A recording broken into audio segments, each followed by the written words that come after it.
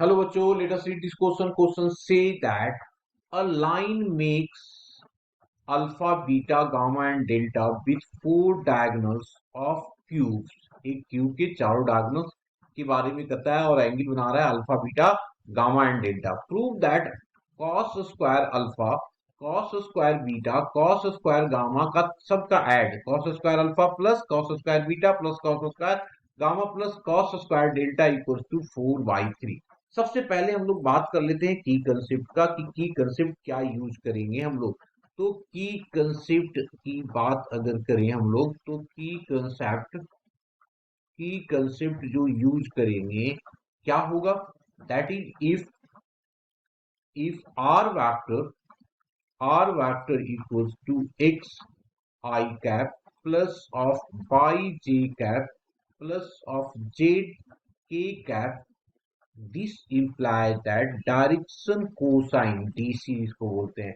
Direction cosine जो इसका होगा that is equals to x upon mod of r vector comma z upon mod of r vector and y upon mod of r vector. This is the direction cosine. Now अब हमारे पास जो question दिया हुआ सबसे पहला काम तो हम लोग क्या करते हैं, इसमें एक क्यूब बना लेते हैं, है ना. क्यू दिया हुआ है तो बनाना पड़ेगा हम लोगों को क्यू. तो इसमें हम लोगों ने क्या किया, एक क्यू बनाया. क्यू बना लिया जी. तो इसको इस तरीके से ऐसे कुछ लिया, फ्री हैंड बना रहे हैं, थोड़ा बहुत डायग्राम में फर्क होगा, कोई नहीं, हमें समझ में आनी चाहिए चीजें, ठीक है. इसको देख लीजिए, इस तरीके से हम लोगों ने लिया. अब यहाँ पे इस तरीके से ऐसे कुछ बनाया, ठीक है, और यहाँ मिला दिया, लगभग लग रहा है सेम ही बन गया है ना.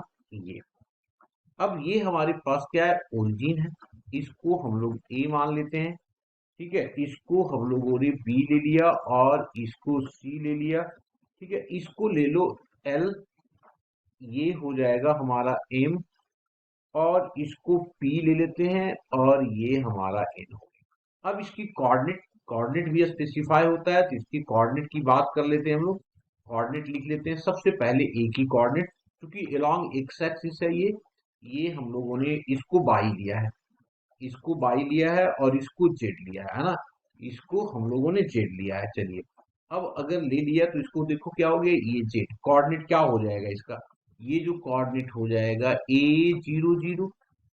ये बाई लिया है तो ये क्या हो गया, जीरो ऑफ, क्यूब है तो सारे साइड इक्वल होगा तो ये जीरो हो जाएगा. इसका क्या हो जाएगा, इसका हो जाएगा जीरो जीरो ऑफ ए. इस एम का कितना कोऑर्डिनेट होगा जी, एम की जो कोऑर्डिनेट होगा, क्योंकि हमारे पास एक्स जेड प्लेन पे है ना, तो एक्स जेड प्लेन पे तो ए वाला होगा, बाई नहीं होगा, और ये होगा. ये कौन सा प्लेन है, जेड और बाई प्लेन पे है, ये जेड और बाई प्लेन पे है, तो जीरो ए और ए होगा. ठीक है. अब आ जाइए इस पे, ये नीचे वाला किस पे, एक्स बाई प्लेन पे है, तो ये होगा ए कॉमा जीरो. और जो पी है, पी क्या है, तीनों में आ रहा है, मतलब ए कॉमा ए. ये हमारे पास डायग्राम तो क्लियर हो गया. तो अब एक एक करके हम लोग इसके निकालते हैं. कोऑर्डिनेट भी क्लियर हो गया. अब इसमें डायगोनल कौन कौन सा हो गया, देखो ये सारे एज हो गए. इसके बाद एक एक करके हम लोग निकाल रहे हैं कितना, डायरेक्शन कोसाइन. डायगोनल क्लियर हो गया. फोर डायगोनल कौन है यहाँ पे, फोर डायगोनल्स आर, यहाँ मैं लिख देता हूं, द फोर फोर डायगोनल्स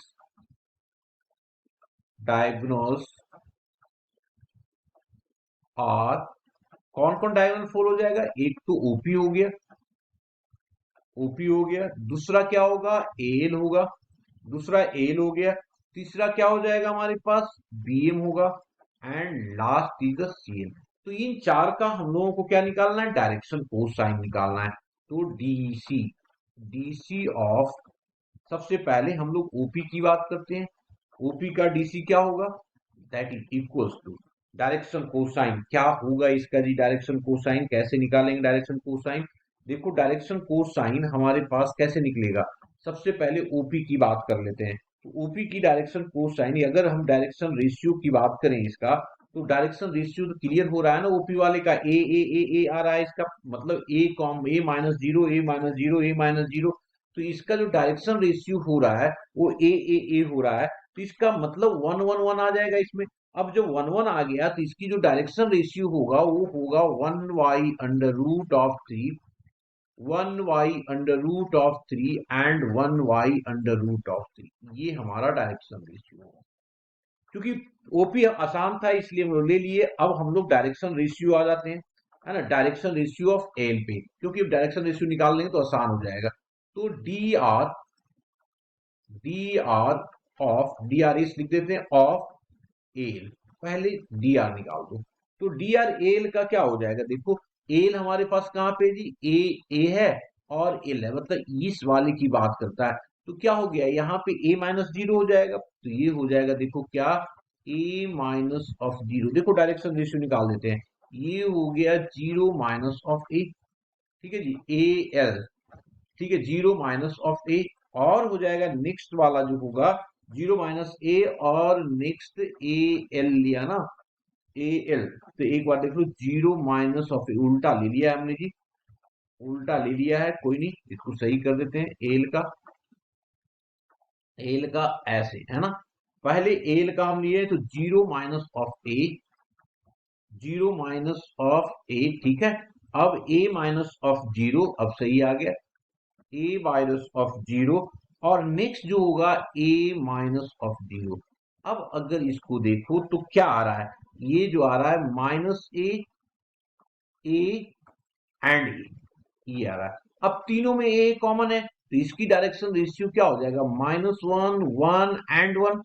अब अगर डीसी निकाल दो इसका, दिस इंप्लाई दैट डीसी जो हो जाएगा, डीसी ऑफ एल, एल कितना हो जाएगा डीसी, अब आ जाएगा -1y√3, है ना, -1y√3, 1y√3 and 1y√। DC कैसे निकालना है, इससे निकालना है भाई, तीनों का स्क्वायरिंग करेंगे तो 1/√3 आ गया, ऊपर कॉफिशिएंट डालते चले गए। हमने की कंसेप्ट को यूज कर रहे हैं, यहाँ भी की कंसेप्ट का यूज किया गया है, ठीक है। आफ्टर दैट अब आ जाओ यहाँ पे नेक्स्ट में डीआर पे आ जाओ, फिर से डीआर निकाल रहे हैं, इसका डीआर, डीआर ऑफ किसका निकाल रहे हैं, बीएम का, बीएम का निकालिए डीआर। कैसे लिखोगे डीआर बीएम का, बीएम का देखो कहां पे बीएम है, ये हमारा बी है और ये एम है, ठीक है। तो इसको निकालना है तो ये हो जाएगा बीएम वाले a-0, कॉमा 0 - ए, एंड हो जाएगा बीएम का a-0। क्लियर। तो इसको सॉल्व करोगे तो ये आ गया a-ए एंड ए। इसको क्या लिखोगे यहाँ पे, ये 1 - 1 एंड 1। क्लियर। अब इसकी डायरेक्शन रेशियो लिखो, डायरेक्शन रेशियो लिख दिया, direction cosine of BM, BM is equals to हो जाएगा कितना, 1/√3 minus of 1/√3, 1/√3। This is, and last का जो डायरेक्शन रेशियो होगा हमारे पास, डीआर हो जाएगा नेक्स्ट वाले का, वो क्या होगा, डीआर ऑफ किसका जी, सीएन, सीएन का। दिस इज इक्वल्स टू, अगर इसका लिखें तो सीएन का डायरेक्शन रेशियो जो होगा वो होगा a-0, a-0 एंड 0 - ए। इससे हो गया a-ए इसको क्या लिखोगे, 1 1 एंड -1। इसकी डायरेक्शन कोसाइन निकाल दो, तो डायरेक्शन कोसाइन जो होगा ऑफ सीएन का, दैट इज इक्वल्स टू होगा हमारे पास कितना, 1y। की कंसेप्ट सब में लगाए जा रहे हैं हम लोग, 1y√3, 1y√3 minus of 1y√3। तो सबका डायरेक्शन कोसाइन निकल गया हमारा। अब हम लोग क्या कर लेते हैं, लेट कर लेते हैं यहाँ पे, कि element of the DCs of line and make an angle alpha. ठीक है, तो इसको लिख लेते हैं, let l comma m comma n be DCs of line and line makes angle alpha. तो with OP, OP. This imply that cos alpha equals to क्या होगा जी, ये हो गया एल इंटू पहले वाले का क्या आया 1/√3, तो ये आ गया √3 plus of m divided by √3, direct लिख दिया, और एन बाई √3 ये आ गया। इसका मतलब ये क्या आ गया, l plus m plus n divided by √3। Clear बच्चे यहां तक। चलिए अब नेक्स्ट में आ जाते हैं। इसी तरीके से ये हमने ओपी निकाल दिया। सिमिलरली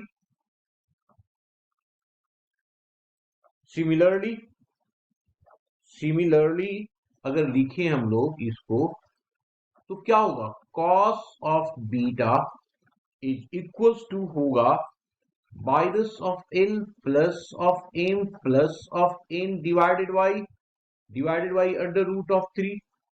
कॉस ऑफ बीटा हो गया cos of gamma. Cos of gamma देख लीजिए, कॉस ऑफ गामा में क्या आ रहा है हमारे पास, कॉस ऑफ गामा पहला ये हो गया। अब इसमें जो आएगा 1 बाई कितना हो जाएगा, 1 बाई पहला निगेटिव में आ जाएगा, बीच वाला निगेटिव में आ जाएगा, लास्ट वाले में लास्ट वाला निगेटिव आ जाएगा। ठीक है, तो इसको एक बार चेक करके लिख लेते हैं। कॉस गामा हो गया हमारे पास, that is equals to L minus m plus of n divided by √3, and cos of delta is equals to L plus m minus of n divided by √3। Under root of कितना जी 3 हो गया। चलिए अब इसको जब हम लोगों ने निकाल लिया, अब हमें करना क्या है, अब सबको स्क्वायरिंग एंड एडिंग कर दिया, तो लिख दिया squaring and adding, squaring and adding. ठीक है जी, इसको स्क्वायरिंग एंड एडिंग लिखा हम लोगों ने और इसको कर दिया भी, तो करो। ये हो गया हमारे पास SQARING squaring and adding all for this imply that cos square alpha plus of cos square beta plus of cos square gamma plus of cos square delta। अब क्या हो जाएगा, सारे 1/3 कॉमन आ जाएगा। 1/3 तो पहला हमारे पास हो गया, पहला आया था वो था L plus m plus n का होल स्क्वायर, ये भी होल स्क्वायर हो जाएगा, प्लस हो जाएगा। इसी तरीके से इसको मैं कॉमन ले लेता हूं, है ना। दूसरा हो गया हमारे पास minus L plus of M plus of N का होल स्क्वायर, नेक्स्ट लीजिए L minus of M plus of N का whole square, and last one is L plus M minus of N का होल स्क्वायर। अब इस सब का calculation कर लेंगे तो हमारे पास वैल्यू जो आ जाएगा, दिस इज इक्वल्स टू 4/3 आ जाएगा हमारे पास इक्वल। क्लियर, तो इसको इक्वल्स टू वैल्यू, तो यही हम लोगों को क्या करना था, लाना था, तो हमने ले आया इसकी value, this is equals to, और ये हमारा क्या हो गया, आंसर आ गया और प्रूफ भी हो गया, है ना। तो hope you understood it well.